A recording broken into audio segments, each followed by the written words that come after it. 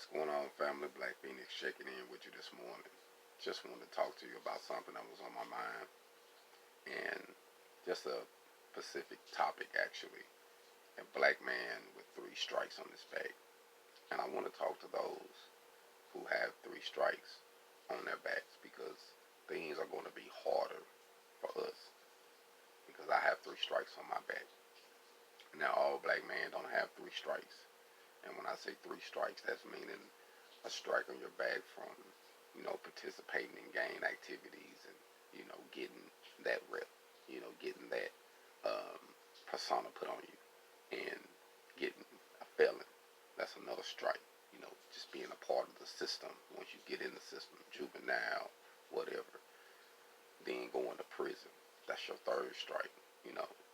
To some, prison is like the worstest thing that can happen to you, besides death. Once you're dead, it's over with. And to some people, if they got to go to prison, lose everything, ruin their reputation completely, they feel like, hey, I can't come back from that, and they don't want to come back. Some people don't even want to come out. You know what I mean? But for those who have three strikes, it's going to be a little hard, and things are a little difficult for us, because we tend to look at things a little different, especially if you did it a lot of time. To anyone, to me personally, if you did anything over 5 years consecutively, then you have a different outlook on things. So the your approach to life is going to be completely different to someone that has never did time. A lot of your family members, your loved ones, and you're going to most definitely experience some hatred, some racism, some prejudice, some bias, some stuff that actually the normal person that's on the outside wouldn't even bear. They'll be like, man, ain't no way I go through that. But, just because you get incarcerated, a lot of times they feel like you was wrong. But some people, a lot of people, I admit, they wasn't in the wrong. It was the place they was at. They had to put somebody on it. And that stuff happens, you know what I mean? And us, I went, I did what I did, you know what I mean? So I accept my responsibility, even though I was blind and I was just doing, what was laid before me. But I still had to take my responsibility of knowing that, hey, I did do that, and I had to do my time. And honestly, doing that 10 years, because I did 10 years consecutively, and it really, opened my eyes to a lot of things. It changed me a lot, but I was able to grow. You know, um, I went down there and I was able to get my GED, and I was able to um, go to Botech and get combination of welding, and I was able to go to college and get small business management, so that way I could have some skills and some knowledge under my belt on how to be independent and set up a business, because majority of the older gentleman that was in there was like, hey, things are going to be different from you when you get out, because you got strikes on your back now, and you're not going to just get to where you're going to get to just having a regular job. You got to be an entrepreneur. You got to think outside the box. Now, get a job, get some credit established, get back into the system, but don't think that the system is going to reward you the way you want to be rewarded. And I'm going to say this because this is what they told me before I got out, but now once I got out, I really seen it.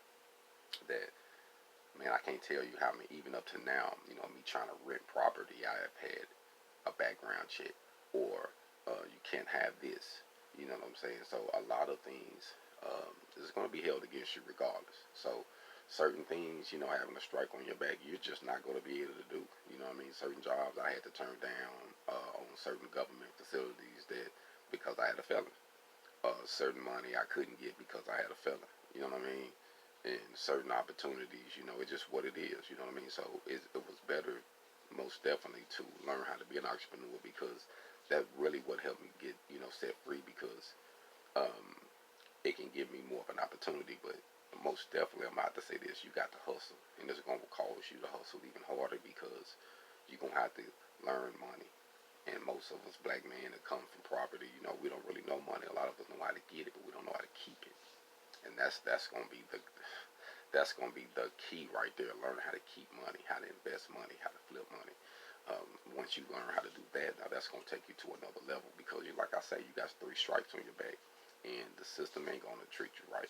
And to me, one of my used to dragging up is, someone yelling at me, um, disrespecting me, calling me the N word, and lying to me or lying about me. You know what I mean? Those three strikes when it happened back to back. You know what I mean? Like, if it's over a straight period of time, you tend to like, okay, whatever. But certain things that I just don't allow. You know what I mean? Because I was in prison and I seen things like, I seen some evil stuff. I seen white men do some evil stuff. I done had some evil stuff done to me. You know what I mean? I'm gonna give you one situation that I think about sometimes, and that this black, I never forget this lady.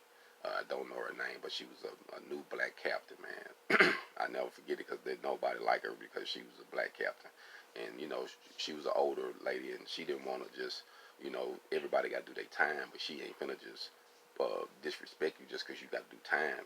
She got a job, and you got time to do. But they had a situation jump out in prison one time where they had all these whole squad riders come in. They had to come in at nighttime for something, and they was mad. Like I say, these a lot of rednecks. They spitting tobacco.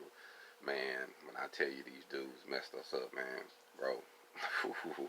I remember them dudes hog tying us in the visitation room. Like it was probably hundreds of guys in there, black and white now, but it was mostly black and Spanish and Asian. You know what I'm saying? But it was mostly black in there. And I remember getting hog tied for nothing. Like they literally hog tied us, literally. And while they had us hog tied, they waiting hog tied us, and then they stumped us. Literally, they stumped us in the head, the back, the foot. They just kicked us. They hog tied everybody, and then they just did us in. Like I never forget that shit. That was some evil shit. And I remember why this was happening. It just so happened these host squad riders run through it, fucking us up. And that lady captain walked